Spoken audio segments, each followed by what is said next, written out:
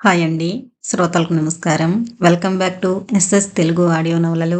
ఈరోజు మీరు వినబోయే నవల 'స్వార్థం కోరిన త్యాగం'. జొన్నలగడ్డ లలితాదేవి గారు రచించారు.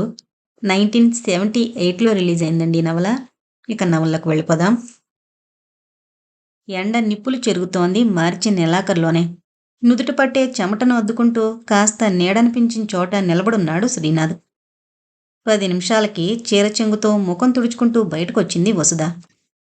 గేటు అవతల నుంచే శ్రీనాథుని గమనించి ఆనందంతో విప్పారిన ముఖంతో చకచక అడుగులు వేసి త్రుటిలో చేరుకుంది. హల్లో వసుధ, ఎలా రాసావు పరీక్ష? ఆమెకు ఎదురుగా వచ్చి ప్రశ్నించాడు శ్రీనాథ్ మందహాసం చేస్తూ. బ్రహ్మాండంగా రాశాను. Very good. క్లాసు షూరేనా? ఓఎస్ షూరున్నరా? కొంటచూపు ఒకటి విసిరింది వసుధ. హమ్మయ్యా అని దీర్ఘ నిశ్వాసం వదిలాడు శ్రీనాథ్. ఏంటో చాలా బరువు దిగినట్లు ఫీల్ అవుతున్నారు. కాదా మరి? మన పెళ్లికి రిజల్ట్స్ రావాలని నువ్వు అభ్యంతరం చెప్పకుండా ఇప్పుడే నీ నోటి వెంట చెప్పించేశాను పరీక్షా ఫలితాలు. ఇంక నువ్వు తప్పించుకోలేవు కదూ? చిలిపిగా అంటున్న శ్రీనాథ్ని చూసి గొప్ప తెలివే అంటూ నవ్వింది వసుధ. పోనీలే, ఇన్నాళ్ళకైనా నా తెలివి గొప్పదనాన్ని గుర్తించావు. అందుకు చాలా థ్యాంక్స్. మీ గొప్పతనాన్ని ఏనాడో గుర్తించాను. ఈవేళ కొత్తగా కనిపెట్టిందేమీ లేదు. ఐసీ, కనిపెట్టిందానివి మాట వరుసకైనా చెప్పలేదు కదూ? ఇప్పుడు చెప్పానుగా, ఇంకా బాధ దేనికి? వసుధ మాటకి నవ్వాడు శ్రీనాథ్. ఇద్దరూ కలిసి పక్కపక్కనే నడుస్తూ రోడ్డు మీదకొచ్చారు. అబ్బా వసుధ, ఆకలి దంచేస్తోంది. కాస్త కాఫీ తాగుదాం రారాదు? మీకు హోటల్ చూడగానే ఆకలి ఎప్పుడు జెట్ ఇంజన్ స్పీడ్లో చేరుకుంటుంది కదా. మరే, నీలాగే పొదుపు ఉద్యమం పాటించే దమ్ములు నాకు లేవులే అంటూ హోటల్కి దారి తీశాడు శ్రీనాథ్. అనుసరించింది వసుధ. సర్వరు తెచ్చిన ప్లేట్లన్నీ చూసి కాఫీయేగా అన్నారు, మళ్ళీ ఇన్ని తెప్పించారేమిటి? చిరాగ్గా అడిగింది. సరేలే, ఆడపిల్లతో హోటల్కొచ్చి ఒట్టి కాఫీతో వెళ్ళిపోతే ఎంత షేమ్. మీ షేమ్ కోసం ఇవన్నీ నేనెక్కడ తినగలను? రామరామ, కాబోయే అర్ధాంగి భర్త షేమ్ తనదిగా భావించకపోవడం పతివ్రత లక్షణమేనా? కిలకిలా నవ్వింది వసుధ. ఇంజనీర్ గారు స్విచ్ ఆన్ చేసినట్టే మాట్లాడగలరు అంటూ ప్లేటు దగ్గరకు లాక్కుంది. వసు, సాయంత్రం 5 గంటలకి కృష్ణా బ్యారేజ్ దగ్గరికి రా. ఏంటో ఆ అథారిటీ నా మీద. భార్య మీద తప్పితే పరాయి వాళ్ల మీద చలాయిస్తానా? కొంటిగా అడిగాడు. నేనింకా మీ భార్యని కాలేదుగా. 10 మంది మధ్య అవలేదనుకో, పర్సనల్గా అయిపోయాం కదా. వసుధ మళ్ళీ నవ్వి, మీకు మాటలు చాలా జోరుగా వస్తున్నాయి. మరే, కనుల ముందు నువ్వు ఉంటే కవిత పొంగి పారదా? సన్నగా తనకి మాత్రమే వినపడేటట్లు పాడిన శ్రీనాథ్ని చూసి మందహాసం చేసి, లక్షణాలన్నీ ఉన్నాయి అంటూ కాఫీ కప్ అందుకుంది వసుధ.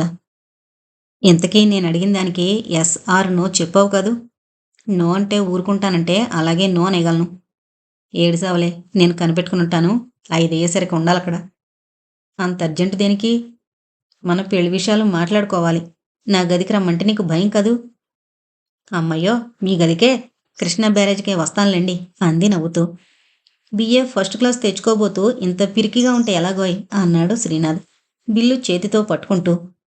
బిఏ ఫస్ట్ క్లాస్ వచ్చినంత మాత్రాన నేను ఝాన్సీ లక్ష్మీబాయిని, రుద్రమదేవిని అయిపోవాలని లేదు. అవేమీ వద్దులే. ఇప్పుడు తమరు కత్తి చేతబట్టి కథన రంగానికి వెళితే నేనిక్కడ ప్రాయోపవేశం చేయాల్సి వస్తుంది అంటూ నవ్వి బిల్లు చెల్లించి బయటకొచ్చాడు. వెనకే వచ్చింది వసుధ.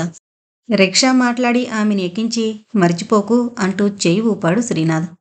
అలాగే అన్నట్టు తలాడించి తను చెయ్యి ఊపింది వసుధ. శ్రీనాథ్ ఇంజనీరుగా పనిచేస్తున్నాడు.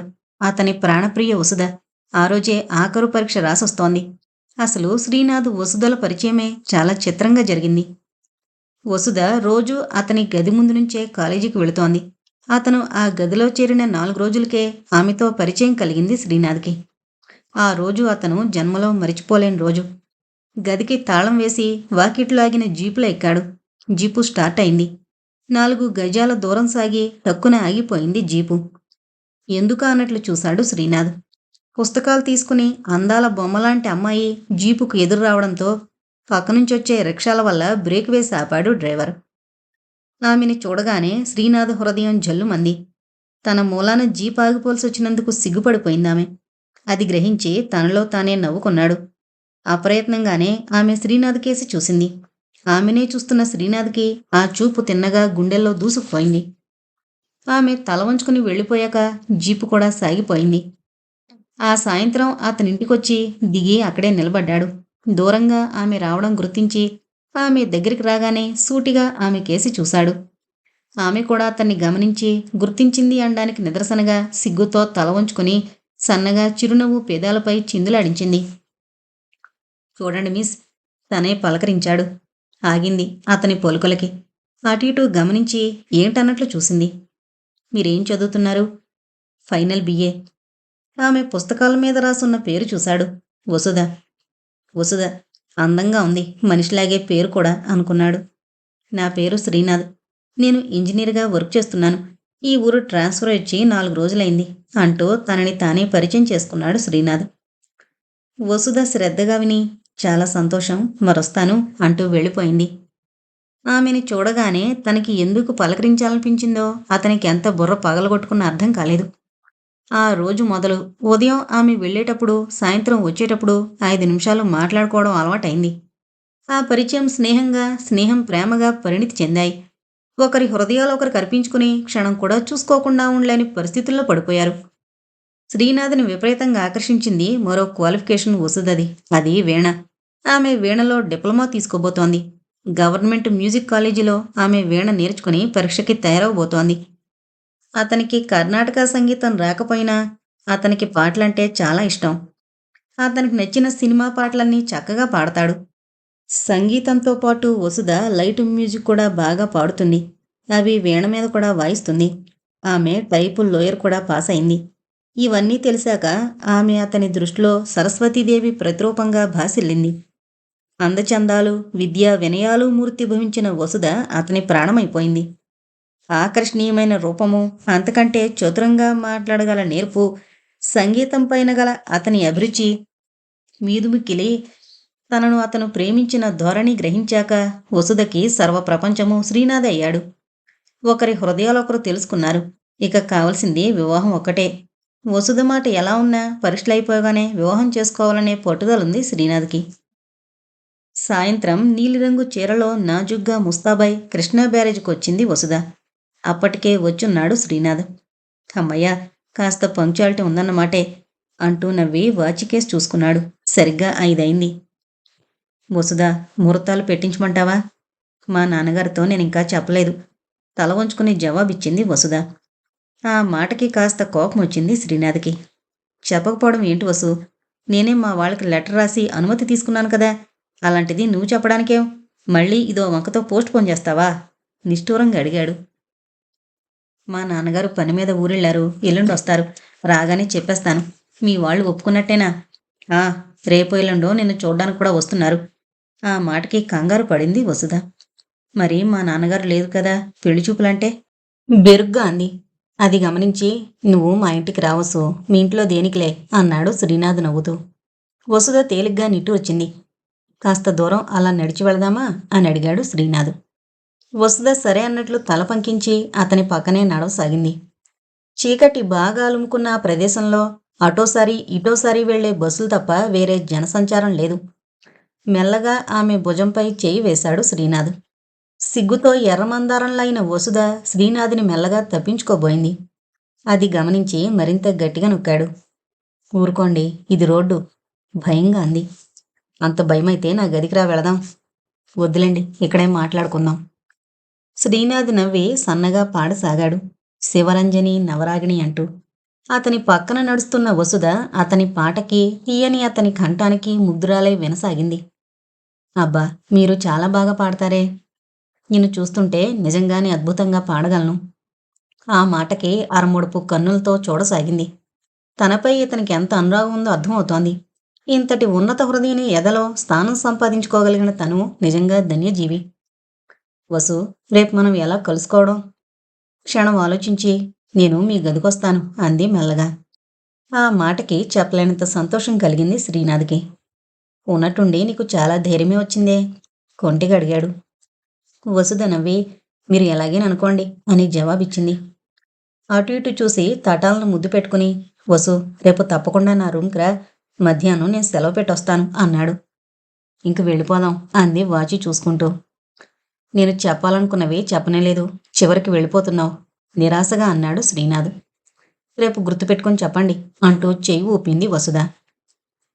మధ్యాహ్నం 3 గంటలకి వసుధ గదికొచ్చేసరికి శ్రీనాథ్ ఆమె రాక కోసమే ఎదురు చూస్తున్నాడు. అన్నమాట ప్రకారం గదికొచ్చావు. వసుధ కుర్చీలో కూర్చుని పక్కనే టేబుల్ పైనున్న పుస్తకం అందుకుంది. పేజీలు తిరగేస్తూ, ఈ రచయిత్రి రాస్తున్న సీరియల్ చాలా బాగుంది కదూ అంది వసుధ. ప్రతి వీక్లీ మాసపత్రికలు చదివే అలవాటు శ్రీనాథ్కుంది.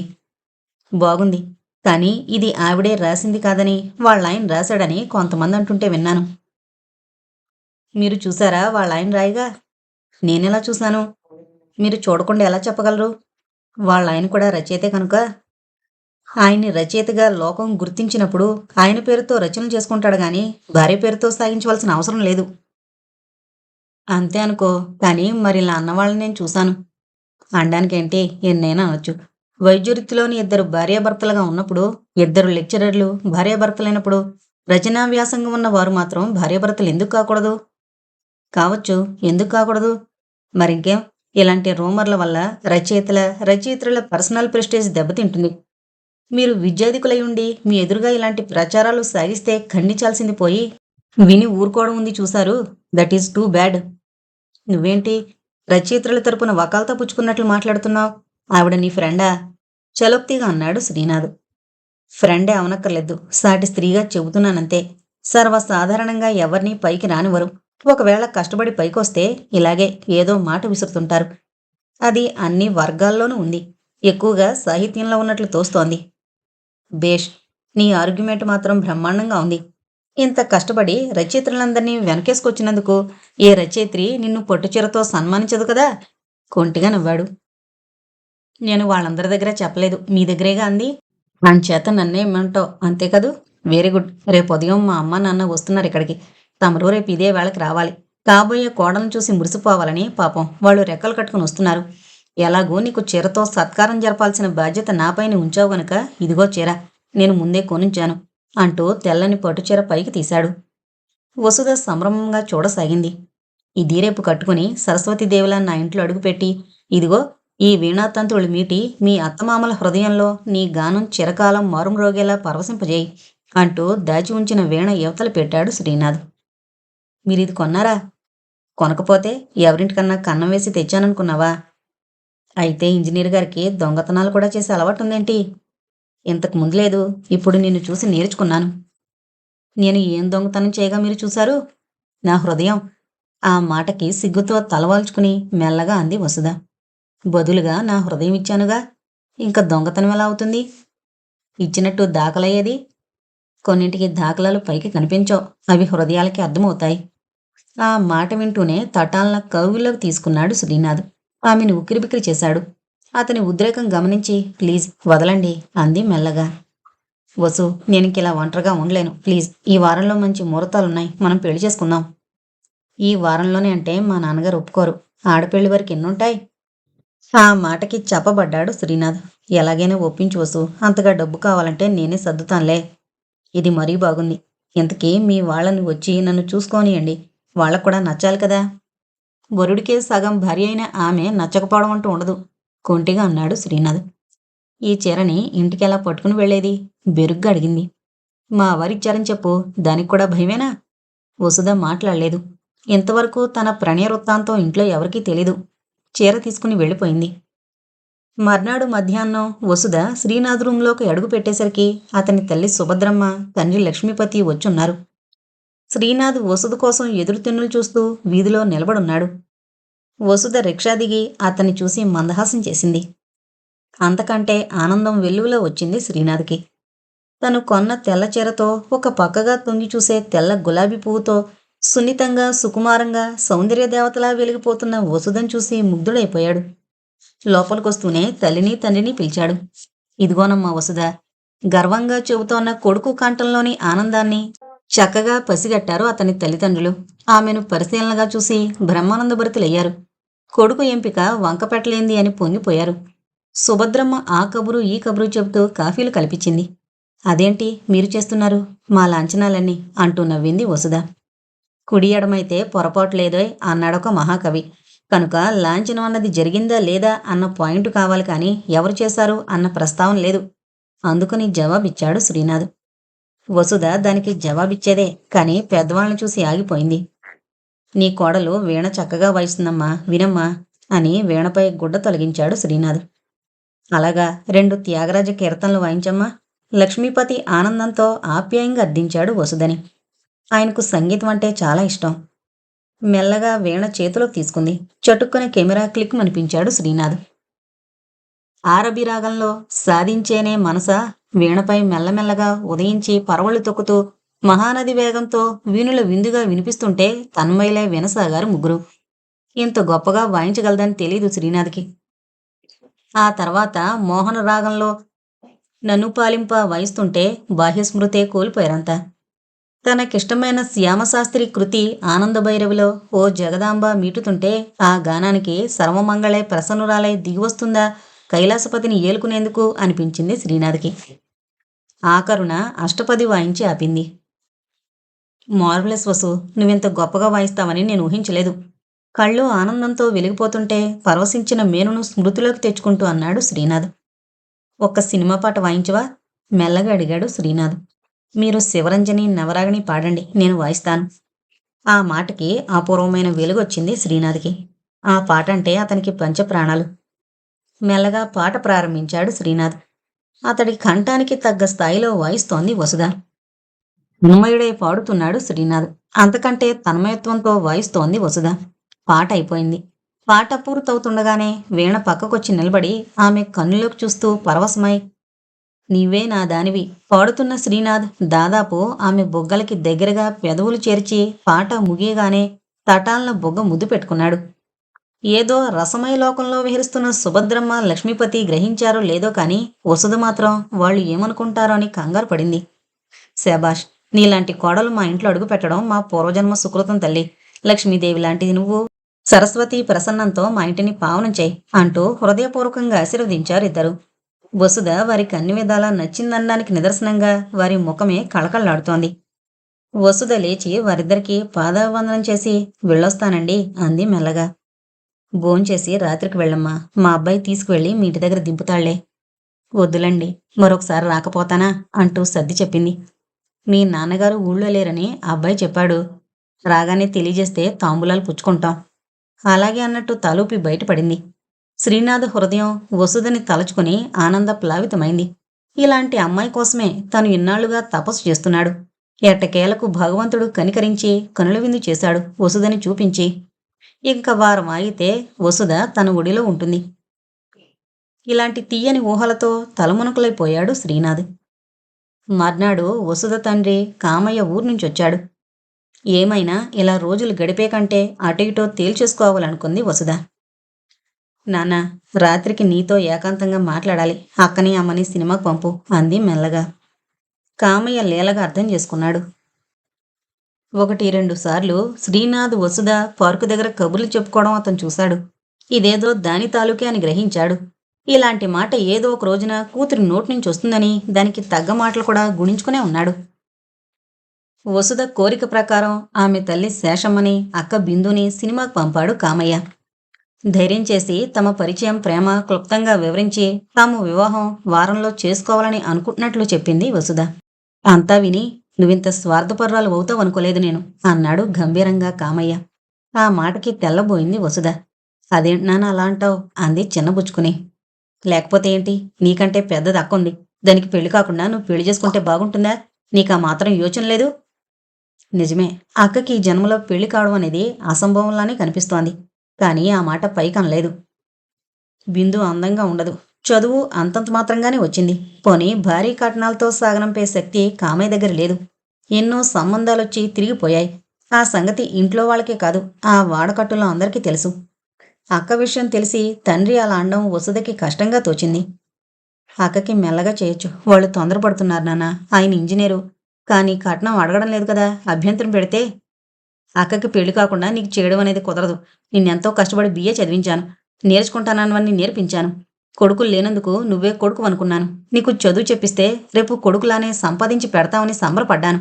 నా ఆశలన్నీ మట్టిలో కలిపి ఎవడో తీయగా 4 కబుర్లు చెప్పాడని కరిగిపోయి వాడి వలలో పడి ఉత్త స్వార్థపర్రాల కింద మారిపోతావని నేను చస్తే అనుకోలేదు. తీయని కబుర్లు కాదు నాన్న, ఆయన పెళ్లి చేసుకుంటానని వాగ్దానం చేశారు. నేను కూడా ఒప్పుకున్నాను కనుక నా మీద ఎంతో నమ్మకం పెట్టుకుని నా రాక కోసం నిరీక్షిస్తున్నారు. అతగాడు నిన్నంత గొప్పగా ప్రేమించాడా? అవును. అయితే నీ అక్కను పెళ్లి చేసుకోవడం ఒప్పించు. ఆ మాటకి తలపై పిడుగు పడినట్లు అదిరిపోయింది వసుధ. అదేంటి నానా, నేను ప్రేమించిన వ్యక్తిని అక్కనెలా చేసుకోమంటాను? ఏం, ఎందుకు చెప్పలేవ్? నీ మీద అంత ప్రేముంటే నీ మాట వేదవాక్కులా భావించి నువ్వేది చెబితే అదే చెయ్యాలి. అదే ప్రేమికుల లక్షణం. నేనెలా చెప్పగలను? అంది వసుధ ఏడుస్తూ. చెప్పాలి. నీ కన్నవారి కోసం ఈ పాటి చిన్న త్యాగం చేయలేవా? పెళ్లికా కాలంటించిపోతున్న నీ అక్కకి కాస్త కళ్యాణ గడియ దగ్గర పండిస్తే అది ఎంత సంతోషిస్తుంది? నువ్వు చెప్పి ఒప్పించు. అక్క సమస్య పరిష్కారం అయిపోతుంది. నువ్వంటావా? నీకు అందం, చదువు, సంగీతం అన్నీ ఇచ్చాడు భగవంతుడు. అతడే కాదు, ఎవరైనా నిన్ను కళ్ళకద్దుకుని చేసుకుంటారు. నీ పెళ్లిం గురించి నాకేం బెంగలేదు. కొన్నాళ్ళు ఉద్యోగం చేసుకో. మీరు ఏ ముహూర్తానికి పెళ్లి చేసుకుందామనుకున్నారో ఆ ముహూర్తానికే అక్కకి అతనికి పెళ్లి జరిగేలా చూడు. నేను సంతోషంగా కాళ్ళు కడిగి కన్నెదార పోస్తాను. కొన్నాళ్ళు బాధగా ఉన్నా తర్వాత తేలిగ్గా అడ్జస్ట్ అవ్వచ్చు అతను. నువ్వు కూడా రేపే వెళ్ళి అతనికి చెప్పిరా. కూతురికి మరో మాటకి అవకాశం ఇవ్వకుండానే బయటికి వెళ్ళిపోయాడు కామయ్య. వసుధ కుప్పకూలిపోయింది.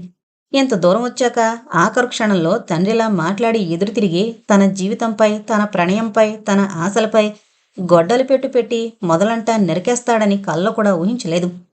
పెద్ద ఇంజనీరు, గెజిటెడ్ ఆఫీసర్ ర్యాంకులో వ్యక్తి.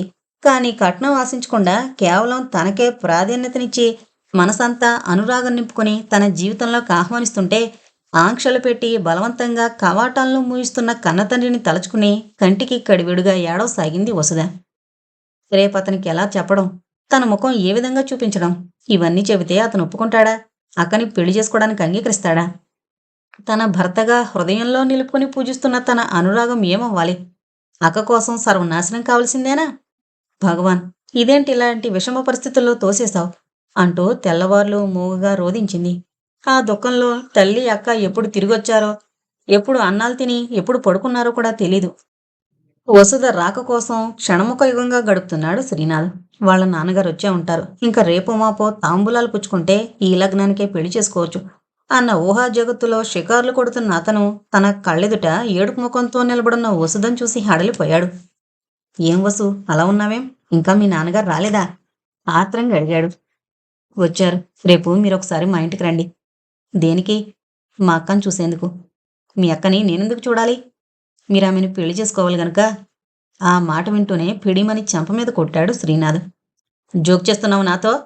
నిప్పులు కురిసే కళ్ళతో ప్రశ్నించాడు. జీవితంలో ఎన్నడూ అంత దెబ్బతినుండని వసుధకి కళ్ళు బైర్లు కమ్మి కళ్ళమ్మడ నీళ్లు తిరిగాయి. జోక్ కాదు, మెల్లగా అంది. అయితే నీ అందచందాలకు మెచ్చి ఏ డైరెక్టర్ అయినా సినిమాలో హీరోయిన్గా బుక్ చేసి స్క్రిప్ట్ చేతికిచ్చాడా డైలాగ్ చెప్పమని? క్షమించండి, అవేవీ కావు. మా నాన్నగారు చెప్పిన మాట అది. మిమ్మల్ని నేను పెళ్లాడ్డానికి ఒప్పుకోలేదాయన. అయితే మీ అక్కకి నాకు తగిన జోడీగా గుర్తించాడా మీ నాన్న? వ్యంగ్యంగా అడిగాడు శ్రీనాథ్. ఆమెకి చాలా సంబంధాలు తిరిగిపోయాయి. ఎన్నాళ్ళకి పెళ్ళవడం లేదు. అందుకని చెమటగా నేను కనిపించానా ఎవరు వద్దన్నదాన్ని చేసుకోవడానికి? అలా మీరు ఎందుకు అనుకుంటారు? ఒక దీనురాల్ని ఉద్ధరించిన వారవుతారు. అందచందాలు, తెలివితేటలు లేనంత మాత్రాన ఆమె కోరికలలా అణగారిపోవలసిందేనా? ప్లీజ్ ఒప్పుకోండి అంది వచ్చే ఏడు పాపుకుంటూ. అంటే ఏంటి నీ ఉద్దేశం? నిన్ను గాఢంగా ప్రేమించాను కనుక నీ కింద బానిసననుకుంటున్నావా? నా హృదయం, నా ఆశలు, అభిరుచులు ఇంక నీకేమీ అక్కర్లేదన్నమాట. నిప్పులు కురిసే కళ్ళతో అడిగాడు. నన్ను మీరలా అపార్థం చేసుకోకండి. అయితే ఏదో త్యాగం చేసి గొప్ప త్యాగమూర్తిగా ఘనకీర్తి సంపాదించాలనుకుంటున్నావా? వసుధకి దుఃఖం ఉప్పెన్లా వస్తోంది. అతని పరుష వాక్యాలకి తూట్లు పడుతోంది ఆమె హృదయం. మీ నాన్నకి అంత నిన్నిచ్చి పెళ్లి చేయాలని లేకపోతే నువ్వే వచ్చేసాయి. భూదేవంత అరుగు, ఆకాశమంత పందిరి వేసుకుని మీ వాళ్ళ ముఖం మీద కొట్టినట్లు అన్ని ఖర్చులు నేనే భరించి వైభవంగా పెళ్లి చేసుకుంటాను. ఇలా నేను వచ్చేస్తే లోకం ఏమనుకుంటుంది? వట్టి స్వార్థపర్రాలు ఇంట్లోంచి లేచిపోయింది అంటారు. తెలివి తక్కువగా వాకు. అసలు లేచిపోవడం అంటే తెలుసా నీకు? తీక్షణంగా అడిగాడు. అర్థాలు తీసుకునే వ్యక్తిని బట్టి ఉంటుంది. చాలామంది తప్పు అర్థాన్నే తీస్తారు. ఓహో, అయితే నీకు చాలామంది ముఖ్యం కానీ నేను కాదన్నమాట. ఎందుకలా అభండాలు వేస్తారు? నా హృదయం మీకు తెలీదా? తెలుసు. తెలుసు కనుకనే నువ్విప్పుడు పేలుతుందంతా ఎంత తెలివి తక్కువో చెబుతున్నాను. నా హృదయం నీకు తెలుసు. నీ హృదయం నాకు తెలుసు. మనిద్దరం ఎంత గాఢంగా ప్రేమించుకున్నామో అమ్మ నాన్నకి బాగా తెలుసు. కాబోయే కోడలి అందచందాలు, విద్యా వినయాలు కళ్ళారా చూసి 10 మందికి సంబరపడుతూ చెప్పుకున్న నా తల్లిదండ్రుల ముఖం చూడొకసారి. ఈ మాట వింటే వారేమైపోతారో. ఫలానా వారి కోడలు వసుదని చెప్పుకుంటూ నా భార్యగా గుర్తింపబడుతూ ఇలా ఆఖరి క్షణంలో నన్ను ఫూల్ చేసి నేను పెళ్లి చేసుకోను, మా అక్కని పెళ్ళాడి ఆవిడ కన్నెచెర వదల్చండి అంటే ఇదేమన్నా సినిమా అనుకున్నావా? 3 గంటల కాలక్షేపంతో సరిపోవడానికి. అతని నోటి వెంటొస్తున్న ఆ వాగ్బాణాలకి నోరు పెడచగొట్టుకుపోతోంది వసుదకి. నీకు నన్ను పెళ్లి చేసుకోవడం ఇష్టం లేకపోతే పోనీలే, నేను ఇలాగే ఉండిపోతాను. నీ అక్కని ఎన్నటికీ చేసుకోలేను. ఆ మాటకి అతని పాదాలపై పడింది వసుధ. నాకు గతిలేని పరిస్థితుల్లోనే ఈ విధంగా అర్థించాల్సొచ్చింది. నా హృదయం మీకు తెలుసు. అది ఎన్ని వ్రక్కలైందో, ఎంత బాధని దిగమింగి ఈ స్థితిలో మిమ్మల్ని ప్రాధేయపడ్డానికొచ్చానో కాస్త అర్థం చేసుకోండి.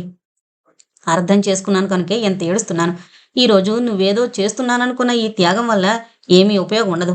భవిష్యత్తులో నాశనమై బ్రతుకులు బండ్లవడం తప్ప ఈ క్షణమాత్రం ఫలితం లేదు.